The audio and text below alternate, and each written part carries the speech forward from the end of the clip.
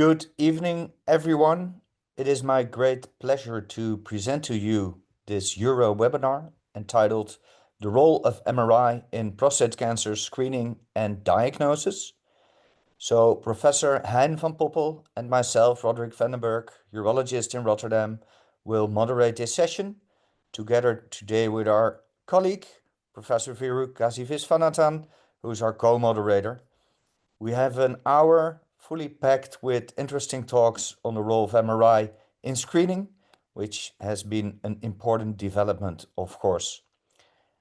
Hein, there's nobody in a better position to briefly explain the reason behind these webinars and who initiated this. Okay, good evening, Roderick. Thank you very much. For those who have not been in our first webinar a couple of weeks ago, you know that EAU and others have been lobbying heavily on the policymakers to get prostate cancer on the agenda. And actually the Commission agreed that we need to do something about it. The fact that prostate cancer was not in the recommendations in 2003. In 2023, the Council finally advised us through the Council to explore further the pathways, the ways to do optimally this prostate cancer screening, and they want us to pilot in the different EU member states. And this is the origin of PRAISE-U, funded by the European Commission with 10 million euros that EAU is coordinating, by the way. This is called the PRAISE-U project. We have 5 pilots in a couple of countries, and we are working together with other pilots initiated in different countries. And you understand that our lobby work, including MRI, has made policymakers think about indeed a cost-effective and avoiding overdiagnosis tool to screen for prostate cancer. And MRI, having this key importance, we have, as Roderick said, invited Viru to coordinate and moderate this session. And Viru, the word is on you now. Thank you, Hein, and welcome everyone to this evening's webinar. So I'm going to, in the next 5 minutes, give you an overview and set the scene for tonight's webinar. Here's why I think MRI is important in the initial diagnostic assessment. It allows you to determine prostate cancer risk, and there is evidence that it relates to a patient's prognosis. It allows us to decide who to biopsy and who not to biopsy. We can direct targeted biopsies to MRI lesions and use information from this to determine treatment suitability and plan treatments, specifically trying to optimize our oncological outcomes whilst preserving our functional outcomes. It's fair to say that in the diagnostic setting, international guidelines recommend MRI as a standard of care first-line test. The question we have to ask ourselves is whether or not MRI has a role in organised population screening of healthy patients. When I ask this question, I often think it's useful to consider the Wilson and Younger criteria for screening. And these are a set of criteria which go beyond the test performance itself and help us understand whether or not it's feasible and practical to implement a population screening programme. Let's reflect on the 3 big randomized trials in prostate cancer screening, which are based on a PSA test in healthy patients. Despite these 3 randomized trials, we don't have, apart from Lithuania and in some extent the OPT in Sweden, we don't have an organised population screening programme currently. And part of that was related to some of the overdiagnosis of insignificant cancer, but also other logistical and implementation issues which haven't yet crossed the threshold for routine prostate cancer screening. So how can MRI fit into this agenda from what we know already? So I'll take you through a few examples of how MRI has been used or can be used in a population screening program. First of all, it can be used as a sequential second or third line test. So in this example, we have healthy patients who have a PSA. If that is raised, they could then go on to an MRI and then go on to biopsy. And that's the example that we see in the Gothenburg 2 study and one of the arms of the TRANSFORM study. In other examples, we have patients who are identified with a raised PSA who go on to have a blood-based biomarker, as is seen in the ProScreen study, and they then go on to have the MRI. In addition, for other sequential approaches, as well as having an initial PSA, you can also have blood-based biomarkers or genetic tests. And if those are abnormal, if either the PSA or the genetic test or blood-based biomarker is abnormal, they can go on to an MRI. One example is the STLMH3 study, and the other, where healthy patients go directly to a genetic test as part of the screening strategy, is the Barcode 1 study. And any abnormalities again on MRI go on to biopsy. The final approach I'll mention is the first-line approach, where healthy patients go straight to an MRI. This is what we see in one of the arms of the TRANSFORM study. In fact, in 2025, we have a number of studies which have been completed or are ongoing, which are this risk-adapted approach to MRI screening. Most of them involve MRI in some degree. We've had the PRAISE-U study, which is a program of work running across Europe testing the feasibility of organised prostate cancer screening using PSA and MRI. And we know from the pilot studies assessing different aspects of feasibility that we hear some results hopefully next year on these pilot studies. I'll reflect on some of the key advantages I think an MRI approach has over the standard PSA-only screening, which are a lower odds of insignificant prostate cancer detection and lower odds of biopsy, and higher positive predictive value of clinically significant prostate cancer. I'll finish on a few questions which hopefully our speakers can address as part of the webinar today, or we can address as part of the discussion, which are feasibility regarding the use of MRI in population screening. Specifically, issues on capacity and organisation to carry out and report high patient volumes, questions on MRI quality and costs, and suitability in younger patient groups. Thank you very much, and I'll hand back over to Roderick. Thank you very much, Vero, with your excellent slides setting the scene. Our next speaker is from Sweden, who will talk about the Gothenburg trial. Jonas Wåhlström, please go ahead. Thank you, and thank you for listening. So, the Gothenburg 2 screening trial for prostate cancer. Here's a picture of the big gang, including Jonas Hugosson, Professor Jonas Hugosson, who started it all. Let's see there. We now have more than 10 years of experience with MRI in prostate cancer screening. It started out in 2013 as a pilot study in the last round of the G1 trial. In 2015, we included the first 8 men with MRI in the present study. Results of the first round in 2022. And now, today, we've performed more than 6,000 MRIs in the study, and we've also published the results from the low PSA arm and from the follow-up. The study has a primary objective, and that is to see if changing from standard systematic biopsies in men with PSA above 3 to MRI-targeted biopsies will reduce overdiagnosis by reducing the proportion of clinically insignificant cancers, while still maintaining a good detection of clinically significant cancer. A secondary objective of the study is to see if lowering the PSA cutoff to 1.8 will decrease the risk of being detected with an advanced or non-curable stage cancer. And then the third objective is to compare the prostate cancer-specific mortality after 12 years in the non-invited control group with those in the invited groups. So here's a flowchart of the study. It's a busy slide, complicated study design, but I'll try to walk you through it. We have a population of men that are 50 to 60 years old. They are randomized 1 to 2, screening or control. If they participate, when they have their PSA test, they are further randomized into 1 out of 3 arms.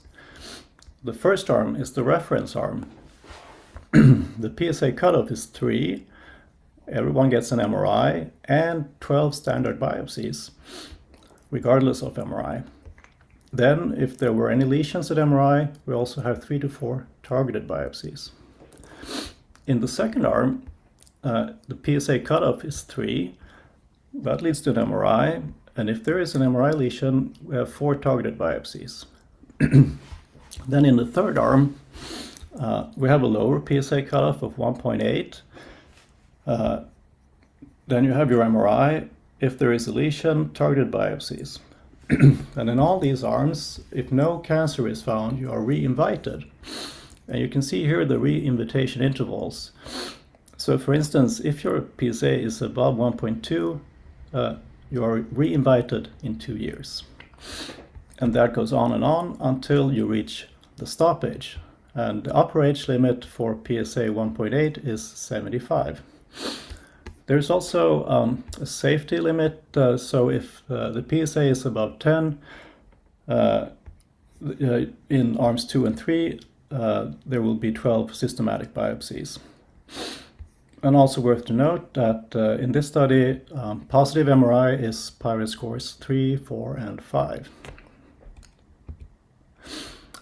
The results of the first screening round, published 2022, we had a median age at randomization of 56 years, and round about 1/3 of the men had had a PSA test prior to study start, but very few, only 1%, had a biopsy before.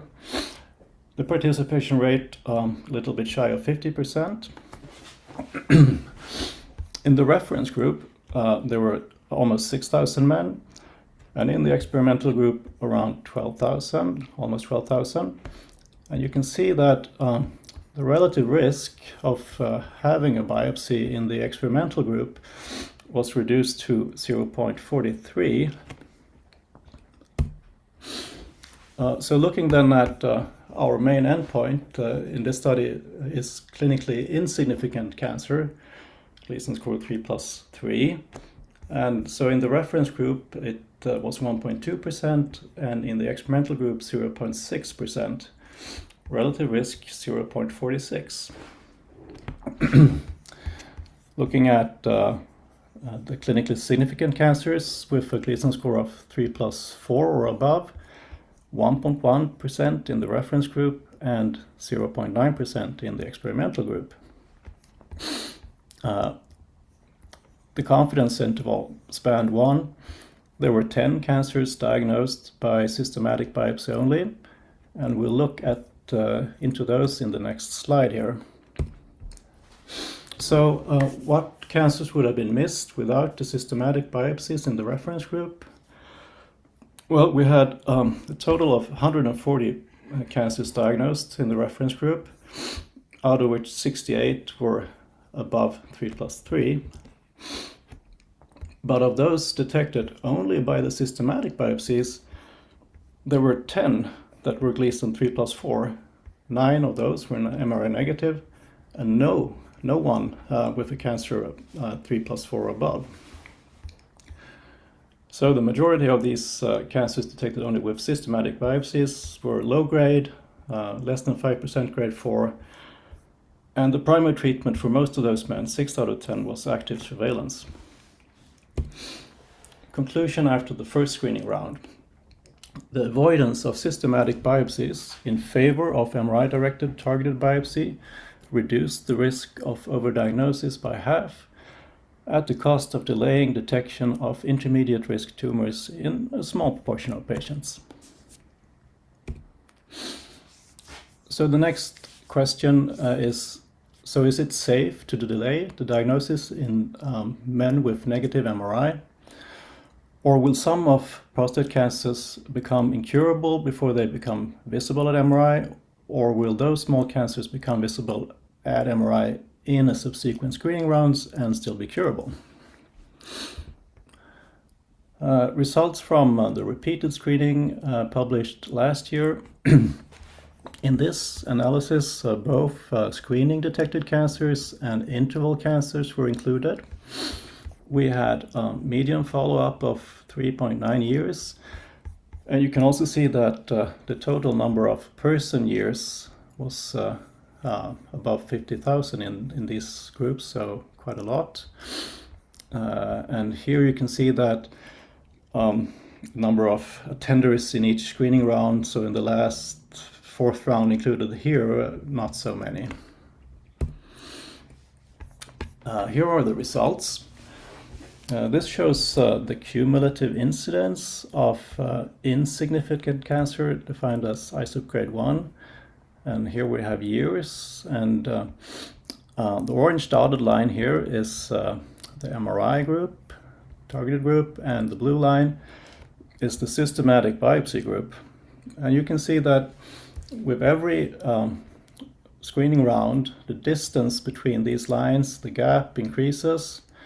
So with every new round of systematic biopsies, we have more overdiagnosis. Looking at the relative risk, overall 0.43, but first round 0.49 compared to 0.25 in the round 2 and above. What about significant cancer, ISUP 2 to 5? Well, you can see here again, MRI group, systematic biopsy group. Here, the distance between the lines remains almost the same. You can see that the overall relative risk is 0.84, but again, the confidence interval is spanning 1. So maybe more interesting to look at the high risk or advanced cancers detected. And there weren't so many. There were 15 in the MRI targeted group and 23 in the systematic biopsy group. Relative risk 0.65. Broad confidence interval. If we break it down and look, here we have the systematic group and this is the MRI targeted group. We can see that most of these high grade or advanced cancers were diagnosed either at the first screening visit or in men that had PSA below 3 in the previous round. But very few were diagnosed in men that had an elevated PSA and a negative MRI. 0, only 1 ISUP 4 here, or in men with a PSA about 3 and a positive MRI but a negative biopsy. 2 here and 1 here. So in conclusion, in this trial, omitting biopsy in patients with negative MRI results eliminated more than half of diagnosis of clinically insignificant prostate cancer, and the associated risk of having incurable cancer diagnosed at screening or as interval cancer was very low. Thank you. That was all of my slides. Thank you very much, Jonas, for taking us through your very important Gothenburg 2 trial, one of the most important pieces of evidence on the value of MRI, at least in expert hands, on screening and the improvements that you achieved in a population-based setting. Vero, I think we have time for one question. Thanks, Roderick. So, Jonas, really nice talk, and I think you guys in Sweden are ahead of the game in screening. And you've also, of course, in Sweden, developed the OPT, which is across many regions. Based on your large studies in many patients and the OPT, can you give us some insight into what the biggest barriers that you have faced in Sweden in trying to initiate this population-based screening program? Yeah, thank you, Barry. That's a very good question. One thing about the G2 trial is that it's single center, and we have everything is super controlled. We have dedicated urologists, dedicated radiologists, and dedicated pathology. And for the also for these papers, even pathology was externally validated as well. Moving to OPT, we have to use the local hospitals with the local urologists, radiologists, and pathologists.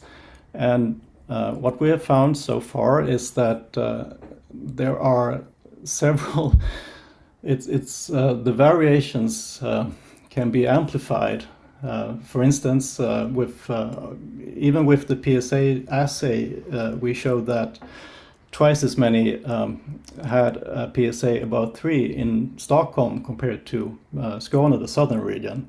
But also for the reading of MRI, we see some concerning variations, and I think also for pathology. So from my standpoint as a radiologist, I think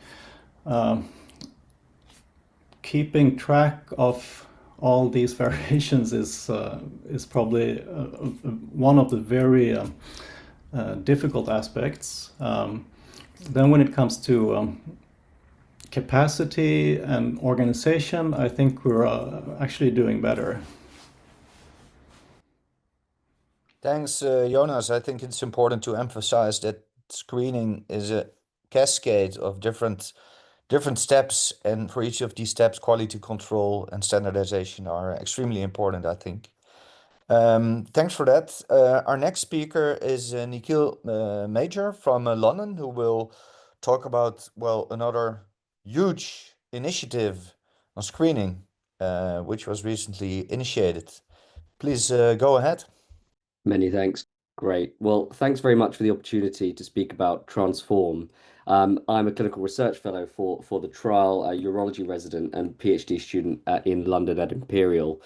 And before I talk about the trial itself, I'd like to just bring us back to how we got here and why the trial was designed, to very briefly talk upon the trials that we all have to talk about when we think about prostate cancer screening, and the benefits and the potential harms of screening, and how TRANSFORM will try to mitigate the harms of screening, but also build upon the challenges from previous trials.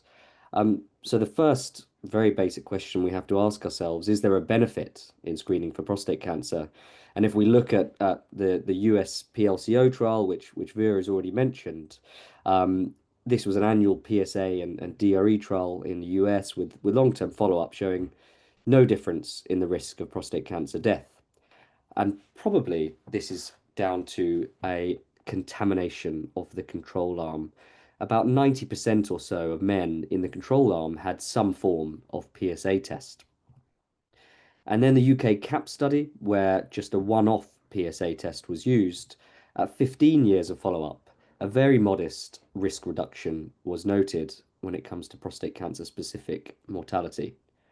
And then, of course, the European randomized screening trial for prostate cancer with multiple rounds of PSA screening ranging between 2 and 7 yearly, but mostly 4 yearly, with now up to 25 years, I think, of follow-up, showed a much more significant risk reduction, particularly in the core age group.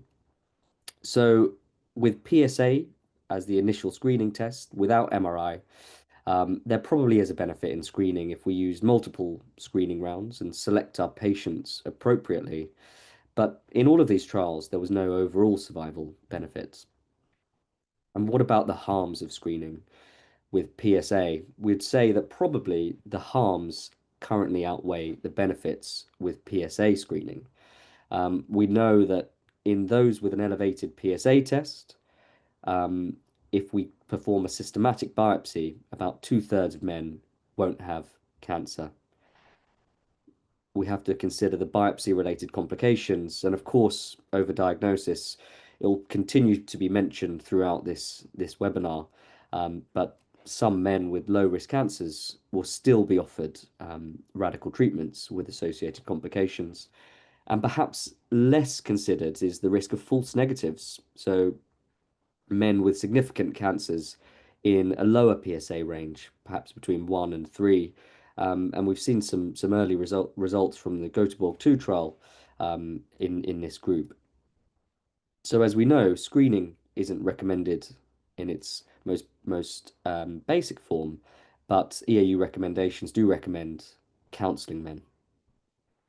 So to TRANSFORM, how will we reduce the harms and how will we design our trial to learn from previous trials? TRANSFORM will be a multi-arm, multi-stage platform randomized controlled trial, starting with a pilot phase. Hopefully we'll get going in the next couple of months. And we'll pilot 4 different screening interventions. We'll also set up Transform Discovery, which is a live biobank for tissue collection.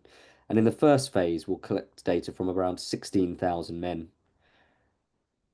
The pilot will allow us to decide the optimal intervention to take forward to stage 2, where we'll recruit a much larger cohort. The number that we recruit will be based upon the optimal intervention we select, the primary outcome that is decided upon, and the uptake rate. And then finally, we'll have a stage 3 where we'll have long-term follow-up through linkage to national databases. The benefits of the platform trial mean that we can add and remove trial arms as evidence emerges. So onto the arms. Arm 1 mirrors really Gothenburg 2's Arm 2, a PSA of 3, a short non-contrast MRI, which we call a prostagram, and a targeted biopsy. Arm 2 is using a lower PSA threshold, and in Arm 3, as Vera mentioned, we have an upfront biparametric MRI for all men in this group. Finally, we'll also learn from the Barcode 1 study, which looked at polygenic risk scores. We'll use a saliva-based polygenic risk score to assess the 10-year risk of developing clinically significant prostate cancer and offer a prostagram MRI to those with an elevated risk. And as you can see in all arms, a targeted only biopsy. In terms of our inclusion-exclusion criteria, we will exclude men with a history of prostate cancer. And different to previous screening trials, we'll exclude all men who have had a recent PSA test, so within the last 5 years. The age group for inclusion will be men aged 50 to 74, but we'll lower the screening age to 45 for higher risk men, so those of Black ethnicity. And what else are we doing to reduce the harms of screening? We're going to be implementing the stage-gated reporting approach to prostagram MRIs. In the stage-gated approach, we only show the radiologist the axial T2 weighted and high B value images, and if a lesion's identified, the radiologist will be able to review the remainder of the biparametric scan. However, if there's no lesion, the remainder of the images won't be reviewed, and that patient will return to screening. And we've looked at this in a number of studies. It was initially developed in the Reimagine study at UCL, where upfront MRI was used. And we then reinterpreted it in the prostagram study, again an upfront MRI screening study, and we showed that compared to the PIRAD score, which would give you a positive predictive value of around 30%, we can increase that to about 50% and critically reduce our biopsy recommendation from a 10% or so to as low as 4%, hoping to reduce the number of men having negative biopsies. And what about the challenges in previous trials? The critical issue with PLCO was contamination. So in Transform, we'll use what's called a Zelen design, where we randomize participants prior to them consenting to join the study.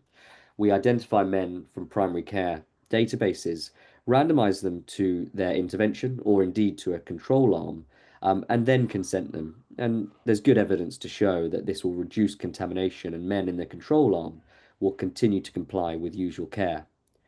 But the risk, however, of the Zelen design is a low uptake. Therefore, we'll also pilot a second design where we initially invite men to a research cohort, and those that give a positive response will then be randomized again to either one of the 4 prostate health checks or to the second control group. So in summary, we know that PSA screening is associated with significant harms, and that MRI is now an integral part of the diagnostic pathway and needs to be assessed in the screening setting. Transform will use a number of different strategies to reduce the harms and avoid some of the failures of previous trials. And as we've just heard from Jonas, we'll have some early results from several other ongoing studies assessing MRI before Transform gives us some results. Thank you. Thank you very much, Nikhil. I'm very proud that you've been able to initiate this huge trial, which hopefully will benefit every man around the world in the future. So that's excellent. Vero, this is happening in the UK. You must have an opinion about it. What are the main opportunities and threats of Transform? Yeah, my institution is involved in the senior leadership of the study, so I'm biased. But I think it's a great study, designed well and appropriately. The platform trial approach gives us an opportunity to not have to run a big study with futility. We have a chance to adapt how we run it as we go along. And I think being able to take some arms to the second stage will give us appropriately powered prostate cancer specific mortality outcomes to see whether or not MRI in a pathway has benefit or not compared to the previous screening trials. So I'm quite excited. I think there are lots of challenges. I was going to ask Nikhil about one of those. The platform study, as you mentioned, allows us to drop some of the arms before you go to the full second phase. Can you describe for our audience how you're going to go about deciding which arms will be dropped from the first phase? Thanks. I think that's an incredibly important question. What we know is that prostate cancer screening, it takes a very long time for us to see the benefits. As a result, picking up and dropping arms can be a challenge, and we have to base that purely on the short-term outcomes. So it's all about balancing the risks and the benefits. And to do that, we'll be able to look at the diagnoses of significant, or what we term as significant cancers, compared to insignificant cancers, as well as the biopsy recommendation rates across the different arms. One of the key aims of Transform is to reduce the harms associated with screening, and therefore the combination of those three outcomes will help us decide which arms we drop before we go through to the main phase. Thank you. So I have a rather specific question here, Nikhil. What's your definition of significant cancer here?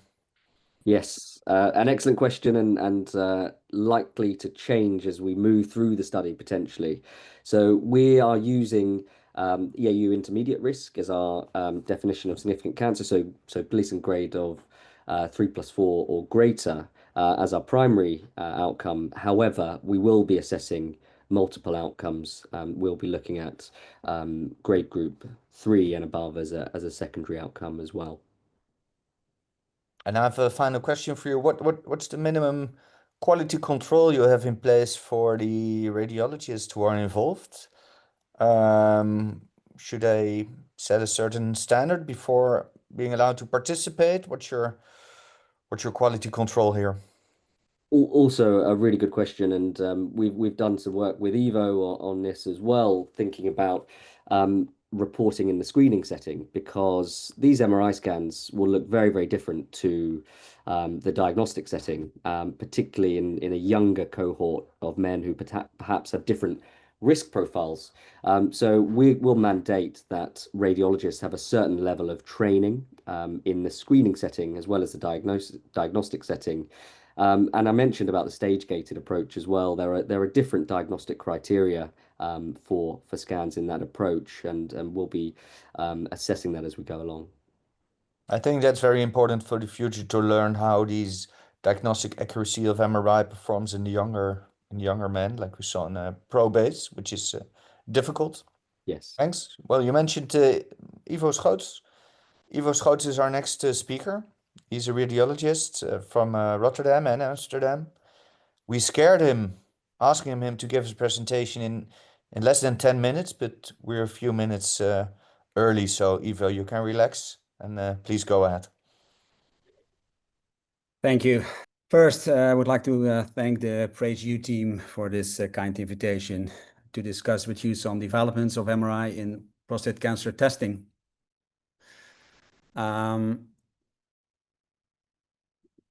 I have no disclosures. So we have seen the lecture on OPT, in which MRI is a second stage tool after PSA testing, and the Transform trial, dominated by the MRI as a first line tool, and the EAU is even propagating a more comprehensive risk-based approach. So it's good to remember that different screening strategies may have different implications for MRI. So we recently laid out MRI along the screening test principles created by Wilson and Junger. And in this talk, I will focus on 3 topics: the test performance, the test interpretation, and the post-screen testing. But first, in the diagnostic setting, we have a risk-based MRI-directed pathway, which is recommended by the EAU guidelines. And this is in which, after primary risk assessment, the MRI, together with the PSA density, guides further biopsy indication. However, for screening, this pathway is most likely too comprehensive and other aspects need to be prioritized. In screening, the requirements favoring abbreviated MRI approaches with shorter scan times and higher biopsy thresholds to optimize the benefit to harm ratios and, of course, the cost effectiveness.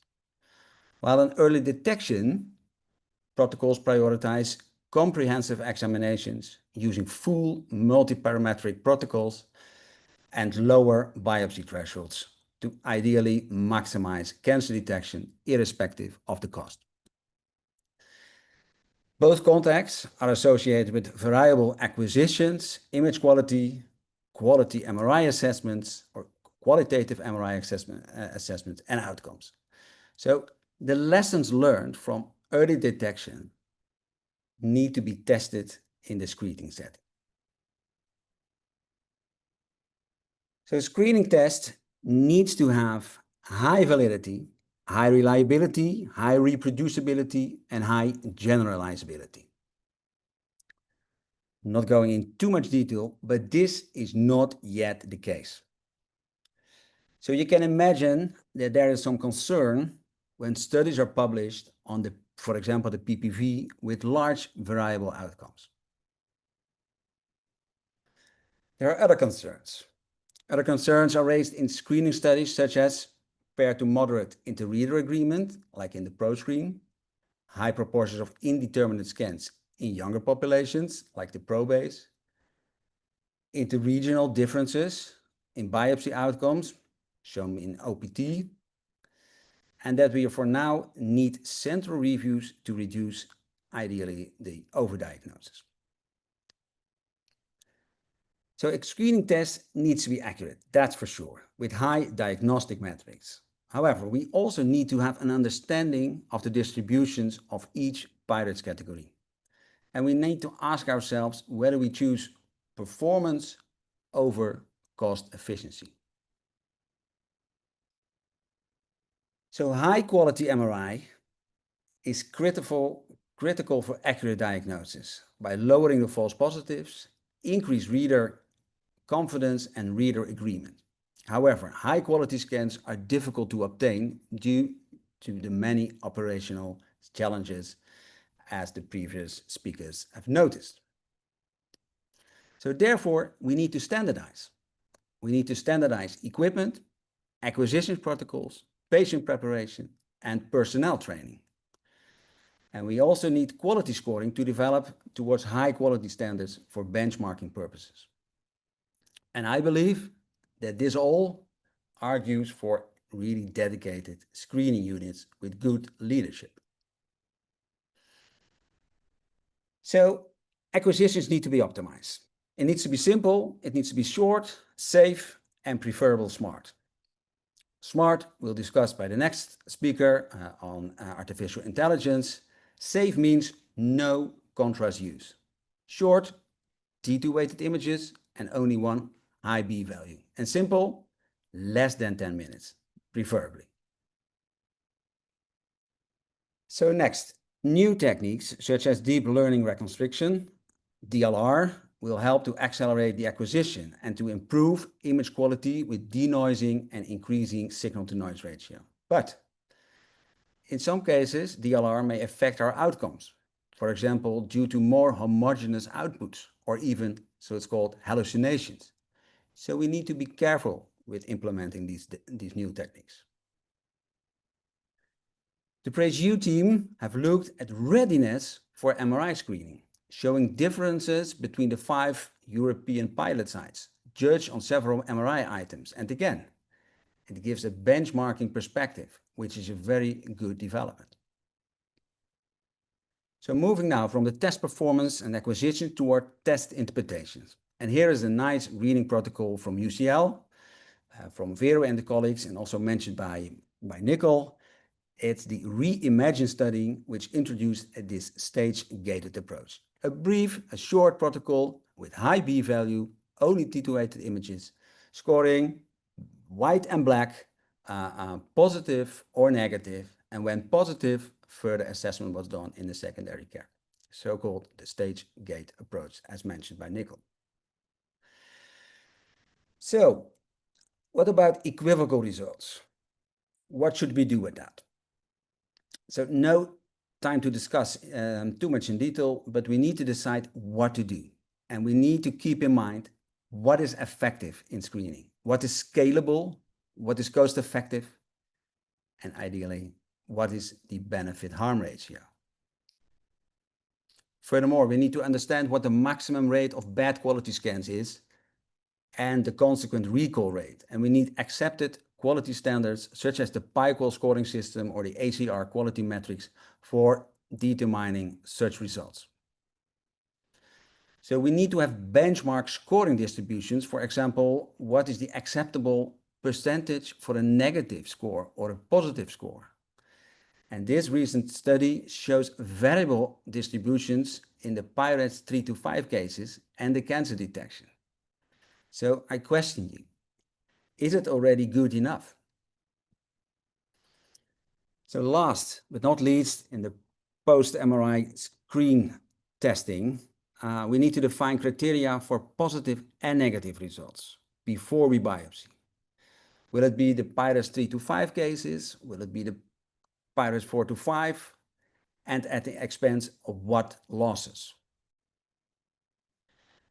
So with the difference in screening design and the many differences in MRI and also the biopsy protocols, the current strategies are very difficult to compare.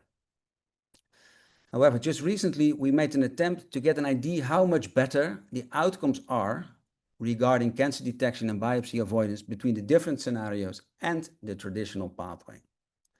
So just in brief, in the left lower corner, we see that the traditional strategy, which means no MRI and systematic biopsies after PSA, is positioned in the red zone. And if you look at the benefit to harm ratios, the outcomes needs to be at least in the green zone, and which is for the OPT, the Gothenburg and the Stockholm trials. So comparable to the traditional pathway, these are great improvements. So coming to my final remarks, the benefits of MRI enable the harm reductions. Implementing MRI in prostate cancer screening requires attention to performance metrics, image quality, acquisition protocols, and interpreting criteria.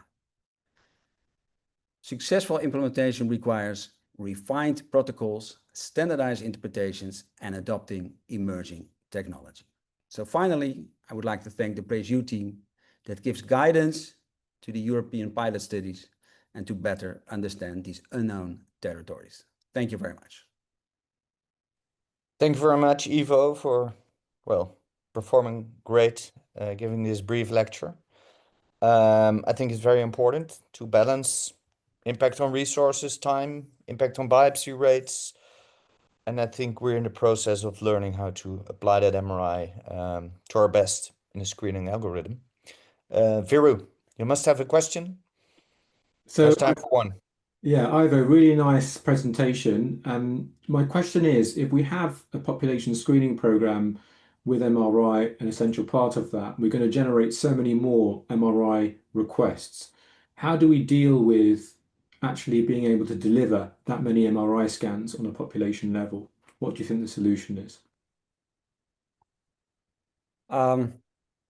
increased capacity, dedicated centers to really focus on these increased requests. I think those are the main developments I would see. So ultimately, it requires increased investment. We do not have capacity within our existing resource, is what you're suggesting, right? So I also mentioned, of course, the developments, the technology is going fast on, for example, AI introduction. And I believe, but the next speaker will definitely touch upon that in some scenarios, we will more rely on these algorithms, at least when MRIs are negatives. So that will decrease the burden on the shoulders of the radiologists. But for sure, increased capacity is something that is essential and critical, and investments needs to be done. Thank you, Ivo. That also brings us to the fascinating subject of AI. And I'm happy to introduce our last speaker, Aruna Srandran from France. We collaborate on the PRAISE-U project, so it's a pleasure. Please go ahead and give your lecture on AI. Perfect. Thank you. Thank you for the kind introduction. I'm not from France, but well, the agency that I work for, the International Agency for Research on Cancer, we are based in Lyon, France. And thank you for the opportunity to present on the topic. I'm a public health physician, so my approach to this would be actually from a health system perspective, and I think it rightfully follows some of the messages that Ivo kindly had delivered in the previous presentation. So I have no potential conflict of interest to report. I also, Roderick, we work together on the PRAISE-U Consortium, and with PRAISE-U, the MRI is central to our risk stratified protocol. In all our screening pilots, we have 5 of them. And Ivo also in the previous slide showed the mapping of capacities that we've done within the first year of PRAISE-U, where we used the existing capacity to create a feasible pilot within the specific regions, 5 pilot sites, which were in Poland, in Ireland, 2 sites in Spain, and in Lithuania. And we noticed that there were key differences in facility ownership, type of MRI equipment, the radiologist expertise and training, and even waiting times for MRI appointments differed. So this sort of reflects even within the EU that there are diverse healthcare setups. So one of our main questions moving forward within the consortium would be, in addition to the high costs and the infrastructure demands that was previously discussed, how do we address the issues of radiologist capacity and variability in reporting, the time taken, time-intensive interpretation, and also, again, something that Ivo touched in the previous presentation, the need for trained experts, as well as the quality assurance system that he rightfully mentioned. So these are some of the barriers that we're thinking about when it comes to scaling up the pilot beyond the 3-year project. And so that brings us to our interest in potentially using AI systems in the long run in our pilots when we're thinking about scaling up. So we know from the other screening, cancer screening pathways that are already existing that AI systems can potentially aid screening pathways in prostate cancer screening. It can be to increase accuracy in reporting, minimizing variability. We can also reducing reporting times and reduce the increasing workload that has been highlighted, prevent overdiagnosis potentially, and also reduce the unnecessary biopsies, and also reducing the dependence on experienced radiologists. So what do we know from studies, and this was recently published in the Lancet Oncology. I believe some colleagues here on the webinar were involved in this.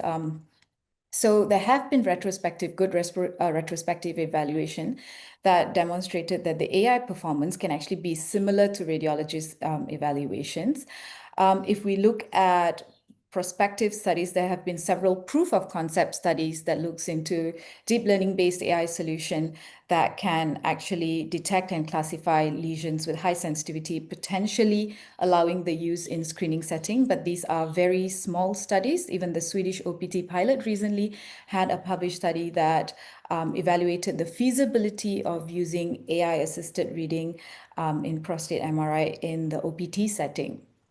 But these two manuscripts and published studies did highlight some limitations. For example, in the first study, Winkle et al. Actually said in their limitation was that the training data that they use for the algorithm contains more cases with PIRATES 3 and higher lesions than lesion-free cases. And due to this, the algorithm was somehow more prone to certain over-detection. And then, for example, in the Swedish OPT, the AI flagged way more MRI scans as suspicious than radiologists did. And the agreement between the AI and experts was low, and that AI would have sent more biopsy to men, which basically counters the very reason we introduce MRI in the screening pathway. Some of the lessons learned here are that AI trained on diagnostics cases may not directly translate to a screening population, and that AI algorithms should be trained and validated on screening cohorts. So what are some of the opportunities that we know from existing studies, as well as existing projects ongoing, as well as some other cancer screening programs? We know that, like I said earlier, there is a potential for AI when incorporated into MRI-based screening pathways to act as a second reader on prostate MRI scans that can improve detection of clinically significant cancers as well as improve sensitivity. We can also then be a bit more consistent and standardize, provide standardization for MRI assessment across centers and readers to reduce basically intra and inter-observer variabilities, and AI doesn't suffer from fatigue. However, we need consistent interpretation actually also builds confidence in screening programs. Next, this also improves efficiency and throughput, the amount of time that is taken for all these processes to be completed. It speeds up reading processes by automating tasks. We've known this, for example, from other programs such as breast cancer screening, where what AI does, it safely rules out a portion of normal exams, therefore saving radiologists time, allowing radiologists to focus on likely positive cases. In PRAISE-U, for example, we use a risk-stratified algorithm, and AI could potentially use some of the clinical data that's generated in addition to integrating them to image findings to generate a more personalized risk score for cancer, significant cancer detection. Additionally, we also spoke about earlier cost. This could then reduce HR burden and per scan cost, and making it hopefully more cost effective. But what are some of the challenges? Let's look at the current evidence. That these are mostly retrospective studies, and there is lack of prospective trial data at this stage. And the challenge would be to prove that deploying AI in a population-based screening program will eventually improve quality of care. And also to ensure, like I mentioned earlier, that AI does not worsen overdiagnosis. The Swedish OPT feasibility study had a cautionary, I think, note where AI would have dramatically increased the number of men sent for biopsy.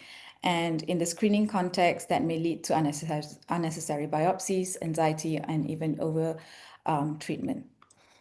There's also the issue of generalizability and bias. The current AI models don't generalize well to all settings, and they need to be trained. Sometimes just using MRI data from very few high-volume academic centers, this will not perform well, and we know this from AI use in other cancer screening when confronted with different protocols, different patient demographics, and instead of reducing the access gap, actually increases the issue of equity in cancer screening, especially in a pan-European setting. In PRAISE-U, we see that images will come from diverse MRI machines, varying field strength and vendors, and also population.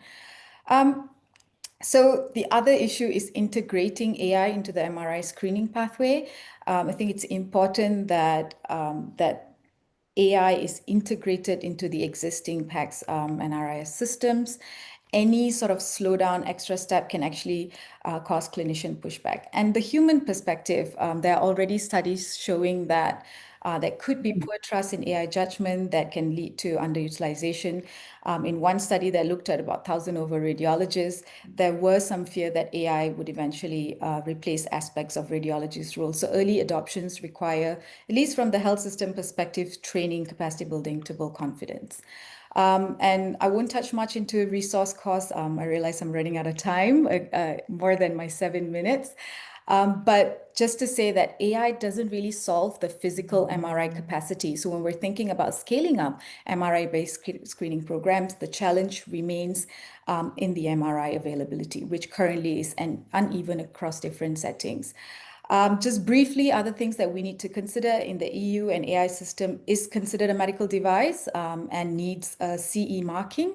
And also the new AI Act, which was approved in 2024, considers medical AI as high risk. There is also the concern about algorithm transparency, data privacy, and also liability as well as ethical practices. I touched upon equity and access issues earlier, but, and some representation and bias in AI model training. I won't go into details, but just to conclude the presentation, that we know that AI looks like it's a very promising enabler, but it has to be validated across different populations.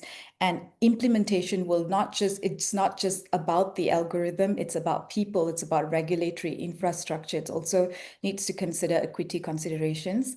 And our current approach, which is a multidisciplinary EU's approach of joint research and guidance, whether through the JRC, the Joint Research Center, or consortiums such as PRAISE-U, the EU Can Screen Joint Action on cancer screening, are favorably positioned to actually continue to assess the situation and try and pilot this in smaller settings before scale up. Thank you. I will end my presentation here. Thank you very much, Sharboona, for your excellent talk and taking the time to give this lecture on this challenging topic. My key take home is that the models based on a clinical situation in an expert center could not automatically be translated to this much broader screening setting with different men who undergo this MRI.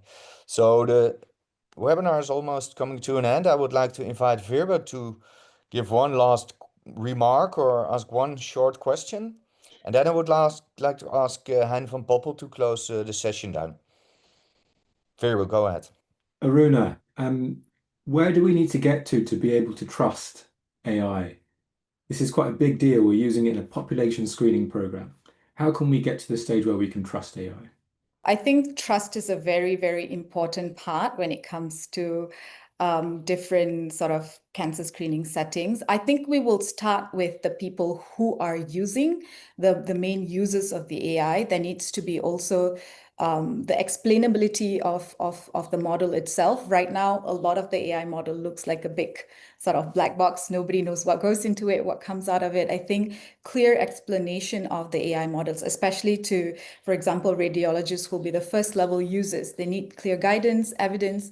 And I think before implementing AI into the workflow, that first, I think explainability of the model is where we need to probably start from. Thanks. So, Hein, are you still here with us? Yes, I'm still there. So please go ahead to wonderful the session. Also, tell us about the next webinars that are being planned. I want to thank all of you. It was an amazing hour, I must say, discussing AI. And maybe that's one thing we have forgotten.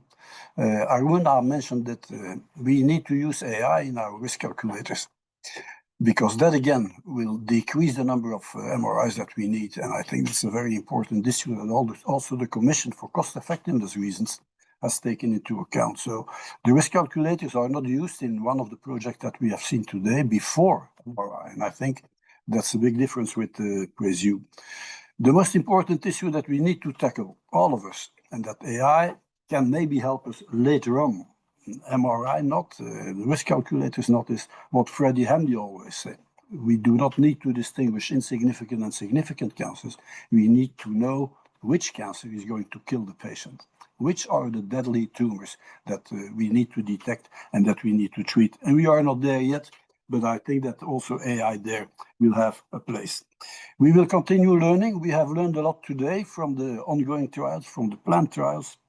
We will need to learn from the Gothenburg, from the TRANSFORM, from the PRAISE-U, from all the centers and the pilots that are done in the EU can screen that Aruna has been alluding to. And I hope that in the years to come, and not in 15 years, in the years to come, we can come with a final recommendation on how we best do this exercise of screening for prostate cancer in order to decrease its mortality rates in our male population. I thank everybody. I thank Veru and Roderick, all the speakers. Thank you very much. The next screening or let's say policy office webinar is in the planning. You will certainly be informed as soon as possible through our channels. Thank you so much and have a nice evening.